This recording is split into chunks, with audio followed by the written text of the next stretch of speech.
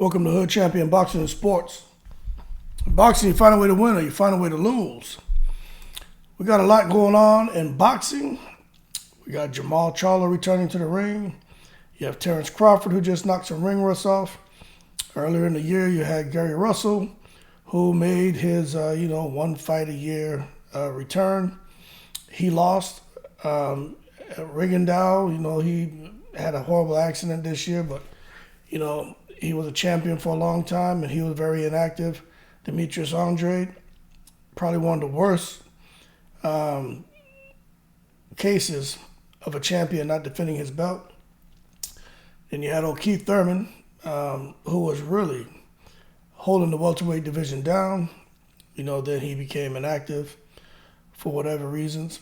But my question is this, right? Because there are a lot of different videos done on boxing, and a lot of times they're talking about what's currently going on, either the week of, before a fight, or the bigger names. And a lot of times the conversations kind of evolve around a lot of drama. That's not really my style. If I find an interesting topic dealing with some of the drama, I may indulge in it, but I'm definitely not all about that. I don't like negativity. But my thing is, and what made me think about this is just looking at Jermall Charlo and with Tank Davis' situation, and hopefully he, no issues with his January 7th fight, then no issues with his court date in February, and then having to fight with Ryan Garcia in the middle of the year. But the potential that it could be derailed, and now we have Gervonta Davis becoming inactive, right? But when you look at it, the real question is, does an inactive champion deserve to return to the ring as the main event? And should the active, exciting non-champion be the headliner? Okay? Now, boxing is an unstable sport for the most part. There's always change. Change is always in motion. There's always something going on, right? But the thing about it, right? What really gives the stability in the sport is having a reliable boxer. When you have a reliable boxer who's fighting, who's getting wins, who's bringing attention to the sport, all right? And even if they're not getting wins, they're reliable, they're fighting, at least, 3 times a year is a sweet spot. They provide that stability. And when you have guys who are champions who are fighting 3 times a year, well, that's ideal for a champion and ideal for the sanctioning bodies. Because when you have a champion who's being inactive, that's all bad for their marketability, for them being able to be promoted effectively, and as far as remaining sharp, okay? Good example is what you see going on here with Ryan Garcia not wanting to take a tune-up fight before getting in the ring with Tank in the middle of next year. But at the same time, right, when you have a fighter who's an active, exciting non-champion, and he's out here putting in the work to ensure the sport of boxing remains stable, right? And then you have the guy who's a champion who's been out 14 months, 18 months, 24 months, and he comes back. And you take that exciting non-champion who's been the backbone of one of the guys who's been carrying the sport on his shoulders, and you say, you know what? You're a huge draw. You're a big name. You're exciting. You're active. We're gonna put you on the undercard, or maybe make you the co-main. I think that's foul, and I think that active non-champion is the person who should be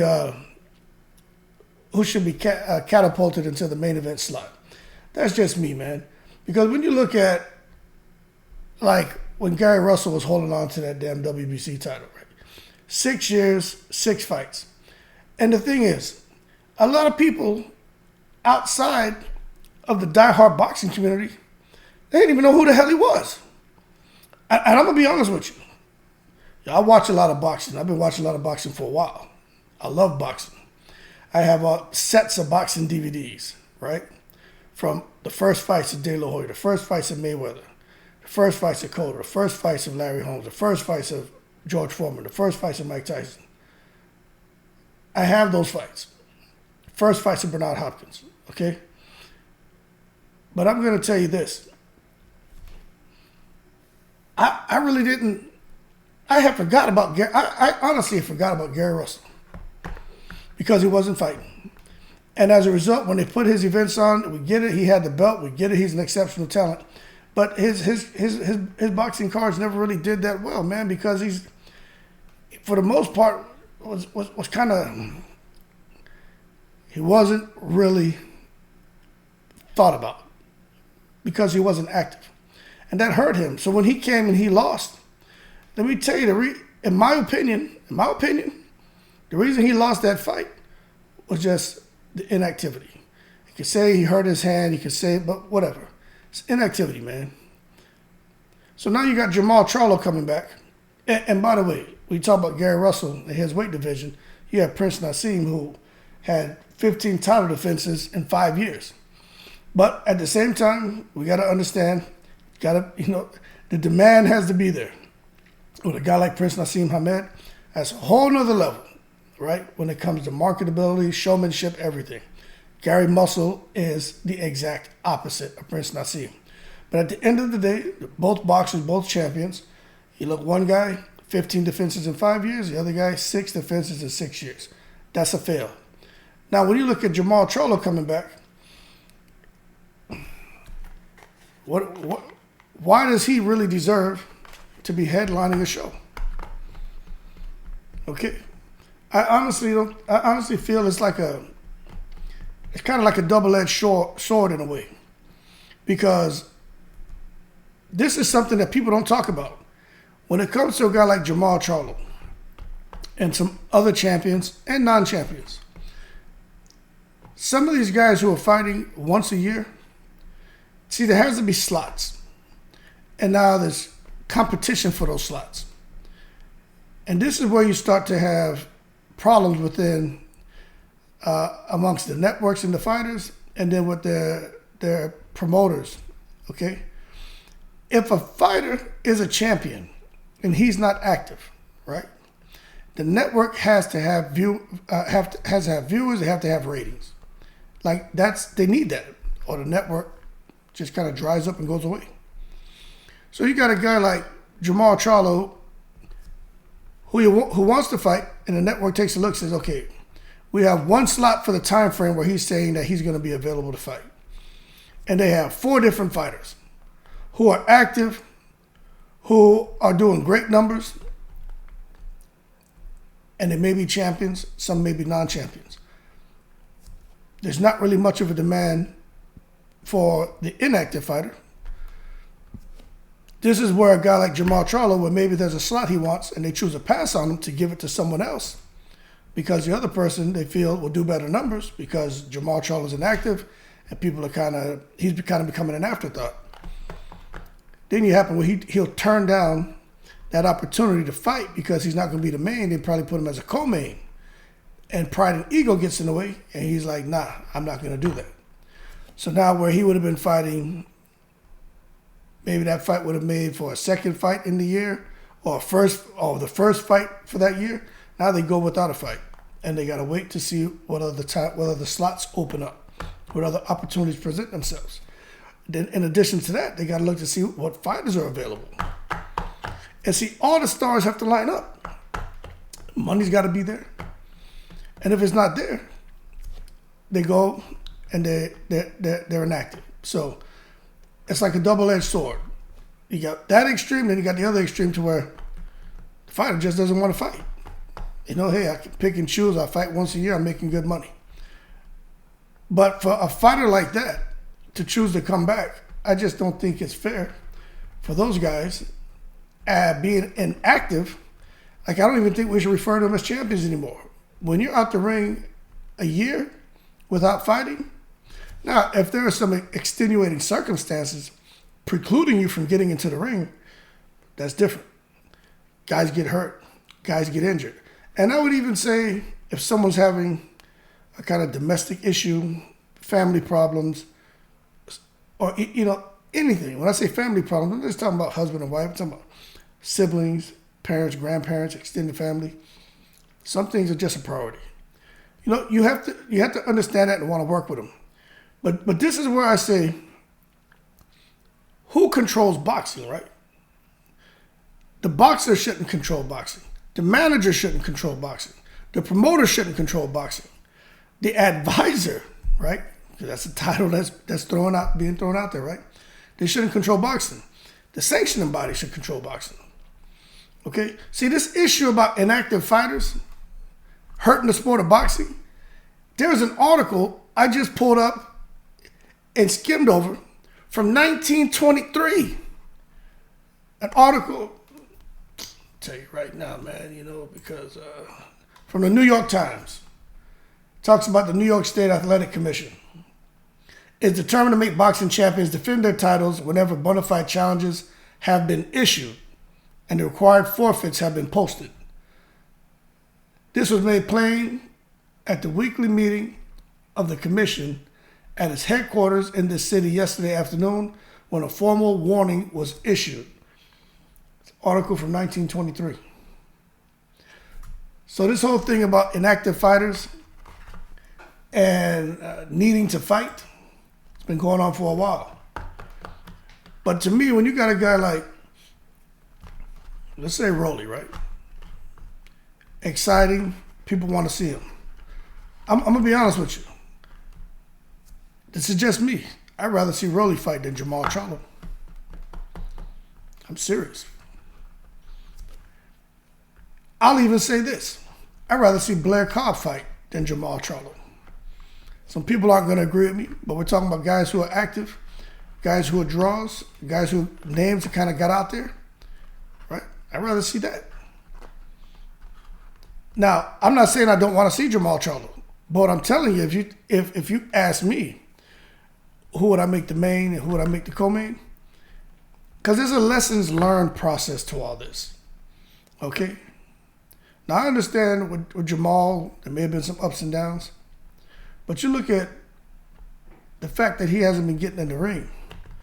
That holds up the other active fighters. It holds them up, man. And that's why we need to get things in motion, man. You got all these guys gunning for his spot. All these guys want to fight him. People calling him out. And the thing is, being a champion is short-lived. And every now and then you got somebody who'll come along once in a decade and kind of change the game and can really dominate a weight division or multiple weight divisions for a long period of time. You got guys like Floyd Mayweather. Of course you got the De La Hoyas who held their own, Miguel Cotto held their own. But guys today, right now, Terrence Crawford, who's kind of doing pretty good, but, people question his level of opposition. Earl Spence has been in one division. Canelo is all over the place, so you got to give him his props. You look at what Usyk is doing, that's a pretty big deal. But really, and Pacquiao, but he's not fighting anymore. But when you really look at it, fighters who come along once in a decade and who are able to dominate a weight division or multiple weight divisions, I mean, as far as today, who's really doing that today? We talked about Canelo, right? And I'm talking about active fighters. Let's forget all the Mosley and De La Hoya and all that. Who today is really, really doing that and dominating and fighting all the champions and just kicking everybody's ass? Like who is really doing what the previous generation was able to get done? The previous generation of boxing. I'm talking, 154, 160. You got Andre like he's trying to bubble up and get into some stuff. But there's really no one who's really, except Canelo's trying. He's up and down different weight divisions. I guess you could say, Broner, but we got to question the level of opposition. But I'm talking about guys who really fought really, really, really tough competition in multiple weight divisions. Now, I'll tell you this. Off the top of my head, I really can't think of anyone when I'm comparing them to like a Pacquiao, a Mayweather, a Cotto, the Mosleys, the De La Hoyas, the damn Roy Jones. It's just, there's no one right now that I could pull off the top of my head.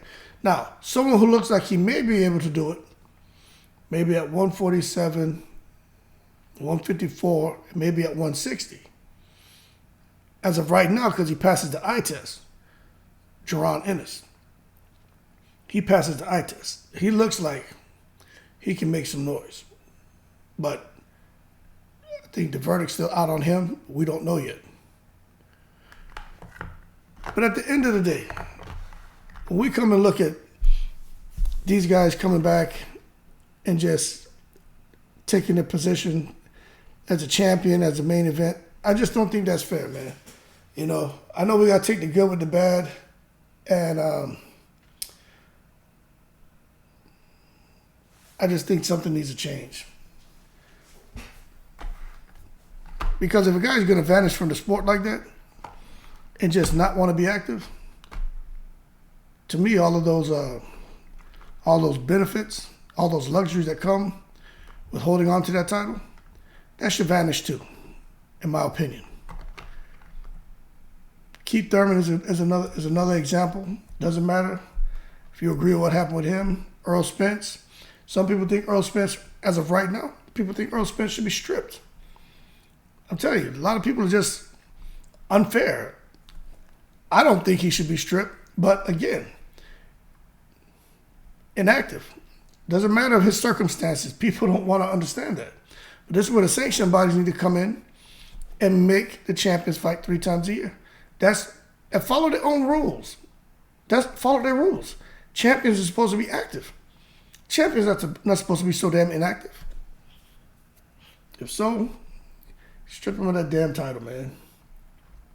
And that's just how I feel about it. Take the damn title. There's got to be a better way. It's got to be a better way, man. Because to me, when a fighter's just inactive, that's almost like they're just avoiding everybody. If Don King was still in boxing, I think Don King would make sure that these guys are fighting a lot more often. Remember, back in the day, you had guys like, what was it, Julio Cesar Chavez. You got a guy named Danny Lopez, then a Pedroza, right? Let me tell you, those guys used to have warm-up fights in between their defenses just to keep sharp. That being said, what champions do you guys know of that has a little warm-up fight in between their championship defenses just to stay sharp? It's not happening. I'm not talking about what Crawford recently did. He did that because he was about to be out the ring a year, almost out the ring a whole year. He was inactive. And again, let's forget about the circumstances that kept him out the ring. The bottom line, he was inactive. But now that he's got that fight out the way, he's gonna cruise until he has his mandatory. He's not looking to take another fight in the next couple of months just to stay sharp. But we get it. He's got a family. Things are different. Fighters are making a lot more money now. I get it. But when you look at an extreme case of like when Gary Russell had the title, Jamal Charlo, Andre, them coming back, there's some excitement. But I think you almost give them a sense of entitlement, If you're an active champion, yeah, you have all the entitlements in the world. I agree with that. But when you're not an active champion, those entitlements should go away. It's just not how it should work. It hurts the sport of boxing, man. Get those titles out there. Get them defended. Make sure the champion is active. You know what? And if they don't want to be active, they should give up the titles. Like, that's something that comes with... How are you going to be okay with paying the sanctioning bodies, hundreds of thousands of dollars, depending on how many times you defend that belt, millions of dollars, and just not be active. I don't get it, man. So it's almost like you're not defending the belt, but you're giving these people money. You know what I'm saying? Don't just give them free money. The sanctioning bodies are getting paid off the effort of fighters. And then at the same time, if you don't want to pay the sanction fees, give the belt. Do like what Floyd Mayweather did. And what he was trying to do with Gervonta Davis. He was trying to, look, man, I agree with what Floyd Mayweather and LB were doing with Davis. Some people are not going to agree with me, but that's fine. I agree. Man, if this is boxing, Gervonta wants a legacy, and I keep calling him a young man. He's not. He's 28, okay? He's 20 years younger than me. But he's not a young man. He's a man. But Gervonta Davis, he is being active. He deserves to be the headline. He deserves to be the main event. And all the active non-champions need to be on his undercard, right? That's a good example of what a champion should be doing. He's got a title, and he's staying active. He could have chosen to sit there and just coast, but he's going to get in there, get that ring rust off, be one fight, then have another fight middle of the year, and maybe have a third fight before the end of the year, if everything works out with him legally and he manages to get through Hector Garcia and Ryan Garcia. And then that's what you have is, to me, the ideal schedule for an active champion, active boxing champion. 3 fights a year. And you know what? If he wants, go take an easy fight in between. Nobody's going to say nothing. You're just keeping the ring rust off. Go out there and snatch up another $20 million off an easy fight. But see, when you just come back and you take an easy fight and you fight a guy who no one knows, that's where people shred you. You can't just come back and just fight a nobody. But then again, because it's a lose-lose situation. You come back and fight a nobody, everybody rips you. But you've been inactive. You can't just come in and jump in there with a killer, because now probably a good chance you lose. So it's a lose-lose situation. But to avert that, got to be active, man. You got Ryota Murata is another one out there, man. It's crazy. Triple G was another one for a while, man. Remember, he disappeared from the scene, holding things up. He's super inactive. Triple G is probably one of the worst cases, too. But with Triple G, a lot of time, when he was in his prime, a lot of people didn't want to fight him. But at the end of the day, if these guys are a big draw, I get it. Although they're inactive, I get it. I don't agree. I still think the active, exciting non-champion should be the headliner. But it's all about ratings. It all comes down to money. And at the end of the day, if they want that to change, the sanctioning bodies have to take control. You know what? We don't want to have to deal with this crap. Our champions fighting once a year. Change the rules. And just forget about the circumstances. You know what I'm saying? Just forget about it. Them belts, they need to keep those belts going. Stop holding up the weight division. Let things roll. When Anthony Joshua had all those belts, Anthony Joshua was rolling. He was fighting. Mandatories, man. But I don't even know what else to say about this issue. For me, there was an era that, and I can't intelligently talk about Sugar Ray Leonard era and the Muhammad Ali era. I'm familiar with it. I didn't live it, okay? But I've lived the Roy Jones Mayweather era. And for me, we got spoiled during that era. Mike Tyson all the way up. Like, we really got spoiled. Boxing was just huge. Champions were fighting. Everyone knew who the champions were. Man, today, not everybody can sit here, man, off the top of their head probably tell you 5 champions, man, unless you really follow boxing. They can't tell you 5 champions. I'll tell you what, a champion from every weight division. Give me 5 champions, you got to get 5 different weight divisions. I watch some people struggle, and they can't do it. Too many belts too, man. That's another problem. Too many belts. But it is what it is. Somebody was telling me when we were having this conversation that, hey, you're seeing the inactivity due to COVID. Hold your horses.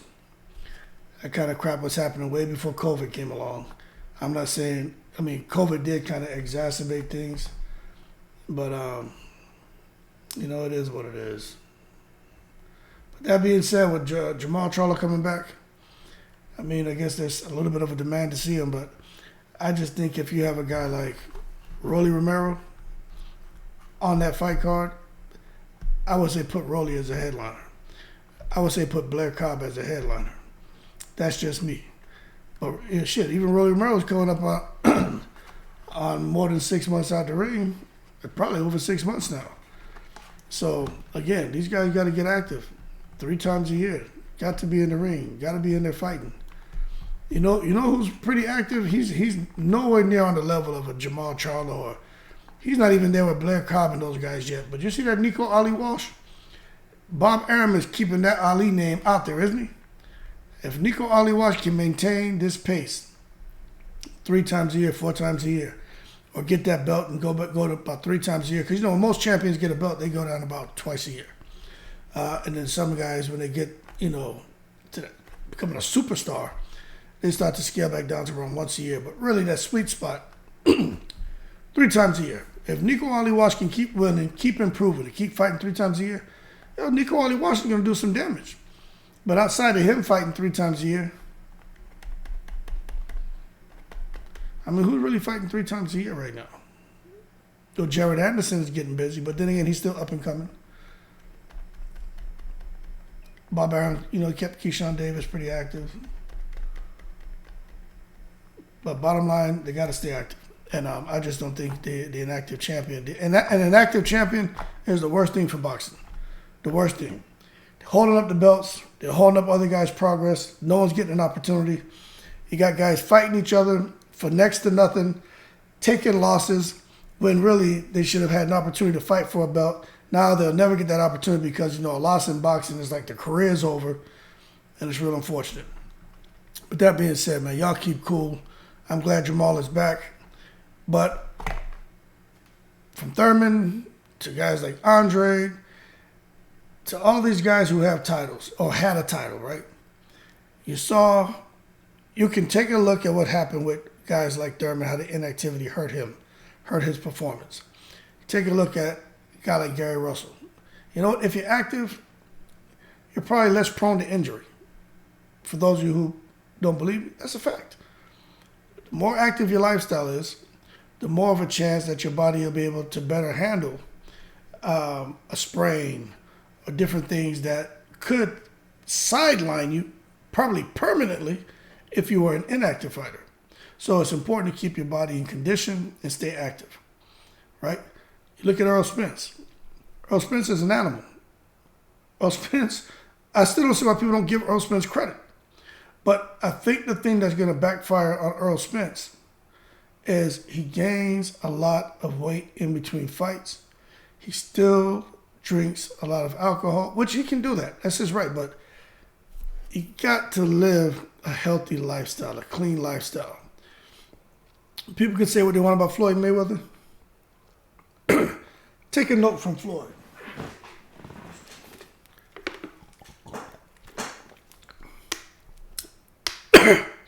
Take a note out of the Floyd Mayweather book of boxing. Look how that man treated his body. And that's why he was able to last so long, in my opinion. But that being said, we'll see what's going to happen with Jamal. He's going to be the main event. But I'm curious to see what the undercard is going to look like. And I'll tell you what. You see how this Tank Davis January 7th fight card is lining up? It's an amazing fight card. Crazy. But I would tell you this. If Tank Davis wasn't headlining that card, I would say Boots Ennis should be headlining it. You see how they got Demetrius Andre just thrown in there somewhere? Because he's been inactive. he's been inactive. Nobody cares about what he did. His undefeated record. It's like outside of the diehard boxing community, no one knows him. But if he can get active, his name will start buzzing. And then you may see him bubble up to actually headlining events like what he grew accustomed to. But right now, if this was a Demetrius Andre card and Boots Ennis was there as the co-main, I'd say flip-flop that. Flip-flop that. But anyway, man, that's my 2 cents. Leave your comments below. Let me know what you think. Yo, man, boxing is great, but there's some work to be done. And hopefully in 2023, sanctioning bodies will start getting it right, because they're doing some stuff behind the scenes right now. I keep saying it. Look at the movements in the welterweight division. The welterweight division had kind of stagnated. Sanctioning bodies got together and broke that up. But the problem is the sanctioning bodies aren't working with each other. So we'll probably see some things that are going to look good, and then we're going to see some things a few months after that don't look so attractive, and it'll be hard for us to accept. But if the sanctioning bodies can get on the same accord, we may actually see a whole lot of good come out of that. As always, y'all keep cool, and I'm in the breeze.